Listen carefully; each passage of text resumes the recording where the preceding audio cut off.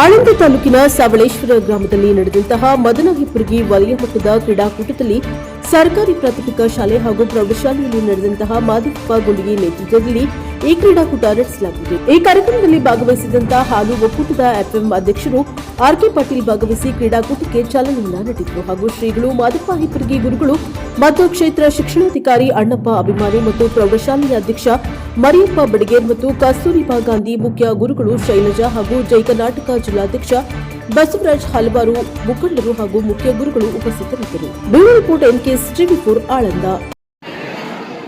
ಕ್ರೀಡೆ ಎರಡನೇ ಬಾರಿ ನಾನು ಇಲ್ಲಿ ಉದ್ಘಾಟನೆ ಕಾರ್ಯಕ್ರಮಕ್ಕೆ ನಾನು ಬಂದಿದ್ದು. ನಾವು ರಾಜಕಾರಣಿಗಳು ಮಾನಸಿಕವಾಗಿ ನೆಮ್ಮದಿ ಮತ್ತು ಸಮಾಧಾನ ಸಿಗಬೇಕಂದ್ರೆ ಅದು ಮಕ್ಕಳ ಜೊತೆ ಇದ್ದಾಗ ಮಾತ್ರ ಸಾಧ್ಯ ಅನ್ನೋದನ್ನ ನಾನು ತಿಳ್ಕೊಂಡಿದ್ದೀನಿ. ಎಲ್ಲ ಒತ್ತಡದಿಂದ ಹೊರಗೆ ಬರ್ಬೇಕಂದ್ರೆ ಆ ಮಕ್ಕಳು ಎದುರು ಬಂದಾಗ ಆ ನಗು ಮುಖ ನೋಡಿಕೊಂಡು ಒಬ್ಬ ಹುಡುಗ ಮುಖ ಕೆಡಿಸ್ಕೊಂಡು ನಾವೆಲ್ಲ ನೆಳ್ಳಲ್ಲಿ ಕೂತೀವಿ, ಅವರೆಲ್ಲ ಹುಡುಗರು ಬಿಸಿಲಕ್ಕೆ ಕೂತಾರೆ.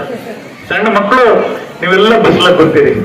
ನೀವು ನಮ್ಮ ದೇಶದ ಮುಂದಿನ ಸಮಾಜದಲ್ಲಿ ಒಳ್ಳೆಯ ನಾಗರಿಕರಾಗಬೇಕು ಮತ್ತು ಭಾರತ ದೇಶಕ್ಕೆ ಒಂದು ಒಳ್ಳೆಯ ಹೆಸರು ತರುವಂತ ನಿಮ್ಮ ತಂದೆ ತಾಯಿ ಪ್ರೀತಿ ವಿಶ್ವಾಸದಿಂದ ನಿಮ್ಮ ಊರಿನ ಹೆಸರು ಕೀರ್ತಿ ತರಬೇಕು. ನಿಮ್ಮ ಸ್ಕೂಲಿನ ಶಿಕ್ಷಕರಿಗೆ ಅವರು ಸಂತೋಷವಾಗಬೇಕು. ನಮ್ಮ ಮಕ್ಕಳು ನಮ್ಮ ಶಾಲೆಯಲ್ಲಿ ಓದುವಂತ ಮಕ್ಕಳು ಎಷ್ಟು ಒಳ್ಳೆಯ ಮುಂದೆ ಬಂದಿದ್ದಾರೆ ಅಂದ್ರೆ ಆ ಶಿಕ್ಷಕರಿಗೆ ಬೇರೆ ಯಾವುದೂ ಸಂತೋಷ ಸಿಗಲ್ಲ. ಆ ಸ್ಕೂಲಲ್ಲಿ ಕಲಿತಂತ ಮಕ್ಕಳು ಎಲ್ಲಾದ್ರೂ ಒಂದು ಒಳ್ಳೆಯ ಅಧಿಕಾರಿಯಾಗಿ ಒಂದು ಒಳ್ಳೆಯ ಲಾಯರ್ ಆಗಿ ಎದುರು ಸಿಕ್ಕಾಗ ಅವ್ರು ನೋಡಿದಾಗ ಎಷ್ಟು ಸಂತೋಷ ಪಡ್ತಾರೆ ಶಿಕ್ಷಕರು ಅಂದ್ರೆ ಅದು ಉದಾಹರಣೆ ನಾನೇ ನನ್ನ ಹೈಸ್ಕೂಲ್ನಲ್ಲಿ ರೋಟರಿ ಸ್ಕೂಲ್ ಗುಲ್ಬರ್ಗದಲ್ಲಿ ಮಹಾಲಿಂಗಪ್ಪ ಸರ್ ಅಂತ ಹೇಳಿ ಅವರು ರಿಟೈರ್ಮೆಂಟ್ ಕಾರ್ಯಕ್ರಮದಲ್ಲಿ ಆ ವೇದಿಕೆ ಮೇಲೆ ನಮ್ಮನ್ನು ಸನ್ಮಾನ ಇಟ್ಟಿರ್ತಾರೆ. ವೇದಿಕೆ ಮೇಲೆ ನಮಗೆಲ್ಲ ಸನ್ಮಾನ ಇಟ್ರು. ನಾನಂದ್ರೆ ನೀವು ರಿಟೈರ್ಡ್ ಆಗಿರಿ ಸರ್, ನಾವು ನಿಮಗೆ ಸನ್ಮಾನ ಮಾಡ್ಬೇಕು. ಇಲ್ಲ, ನನ್ನ ಕೈಯಲ್ಲಿ ಕಲಿತು ನೀನು ಗುಲ್ಬರ್ಗ ಒಕ್ಕೂಟದ ಅಧ್ಯಕ್ಷನಾಗಿ ರೈತರಿಗೆ ಒಳ್ಳೆಯ ಕೆಲಸ ಮಾಡ್ತಾ ಇದ್ದಿ. ನಾನು ಬೇರೆ ಬೇರೆ ಕಡೆಯಿಂದ ಎಲ್ಲ ತಿಳ್ಕೊಂಡು ನಿಮಗೆ ಇವತ್ತು ಈ ವೇದಿಕೆ ಮೇಲೆ ಸನ್ಮಾನವನ್ನು ಮಾಡ್ತಾ ಇದ್ದೀನಿ.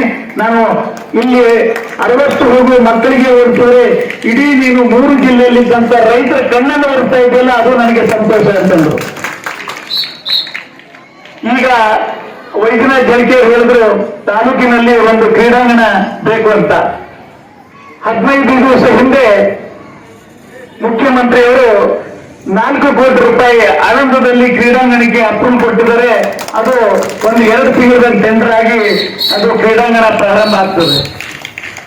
ಇನ್ನೊಂದು ವಿಷಯ ಹೇಳಿದ್ರು, ವ್ಯಸನ ಮುಕ್ತ ಆಗ್ಬೇಕು ಅಂತ. ಆದ್ರೆ ನಾನು ಶಾಸಕರಿಗೆ ಎಲ್ಲರೂ ಸೇರಿ ಕೂಡ ಪ್ರಯತ್ನ ಮಾಡಿದ್ರೆ ಅದು ಸಾಧ್ಯ ಇಲ್ಲ. ಅದು ಊರಿನ ಜನ ಮತ್ತು ಎಲ್ಲ ಊರಿನಲ್ಲಿ ನಮ್ಗೇನಪ್ಪ ಅಂದ್ರೆ ನೀವು ಯಾವ ರೀತಿ ವ್ಯಸನ ಮುಕ್ತ ಮಾಡೋಕೆ ಮುಂದೆ ಬರ್ತೀರೋ ಅದಕ್ಕೆ ನಾವು ಕೈ ಜೋಡಿಸಿ ನಿಮ್ ಜೊತೆ ಇರ್ತೀವಿ, ನಿಮ್ ಕೈ ಜೊತೆ ಕೈ ಜೋಡಿಸ್ತೀವಿ.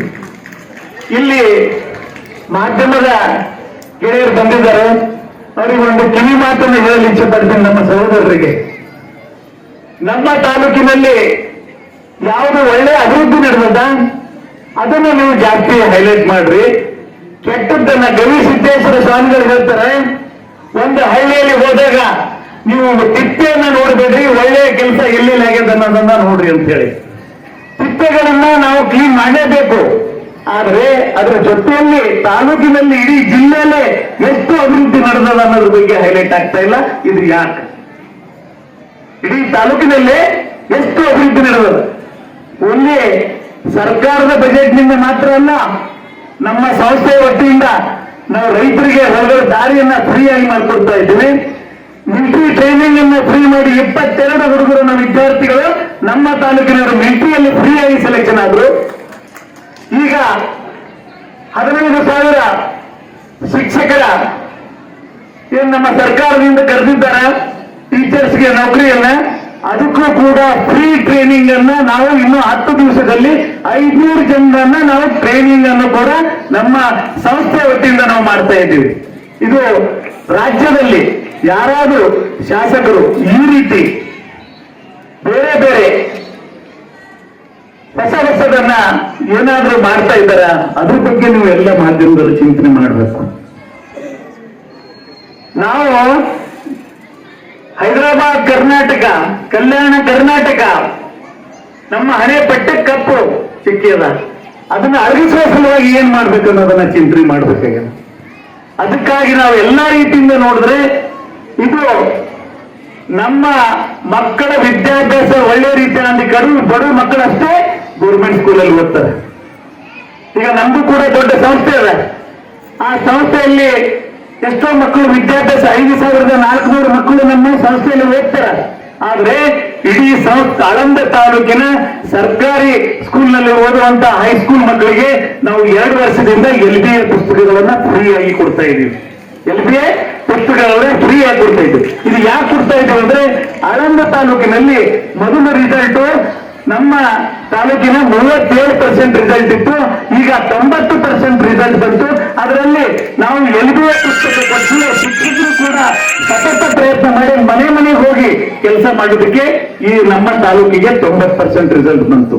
ಕೊರೋನಾ ಟೈಮಲ್ಲಿ ಆಳಂದ ತಾಲೂಕಿನಲ್ಲಿ ಇಡೀ ಗುಲ್ಬರ್ಗಲ್ಲ ಕಲ್ಯಾಣ ಕರ್ನಾಟಕದಲ್ಲಿ ಯಾರು ಕೂಡ OMR ಸೀಟ್ 10ನೇ ತರಗತಿ ಎಕ್ಸಾಮು ಕೊರೋನಾದಲ್ಲಿ ನಮ್ಮ ಕರ್ನಾಟಕ ರಾಜ್ಯದಲ್ಲಿ ಅಷ್ಟೇ ಆಗ್ಯದ. ಬೇರೆ ಕಡೆ ಎಲ್ಲಿ 10th ಎಕ್ಸಾಮ್ ಆಗಿಲ್ಲ, ಕರ್ನಾಟಕದ ರಾಜ್ಯದಲ್ಲಿ ಮಾತ್ರ ಆಗ್ಯದ. ಆವಾಗ ಕೂಡ ನಾವು ನಮ್ಮ ಸಂಸ್ಥೆಯಿಂದ ನಾವು 10ನೇ ತರಗತಿ ಎಕ್ಸಾಮ್ ಅನ್ನು ಯಾವ ರೀತಿ ಬರೀಬೇಕಂತ ನಾವು ಸಂಸ್ಥೆ ವತಿಯಿಂದ ನಮ್ಮ ಟೀಚರ್ಸ್ ಅನ್ನ ಕಳಿಸಿ ಹಳ್ಳಿಯಲ್ಲಿ ಸರ್ಕಾರಿ ಮಕ್ಕಳನ್ನ ಯಾವ ರೀತಿ ಎಕ್ಸಾಮ್ ಬರೀಬೇಕಂತ ನಾವು ಕೂಡ ಹಳ್ಳಿಗೆ ಏನಪ್ಪ ಅಂದ್ರೆ OMR ಸೀಟ್ ಅನ್ನ ಕೊಟ್ಟು ನಾವು ಕೆಲಸ ಮಾಡಿದ್ದೀವಿ.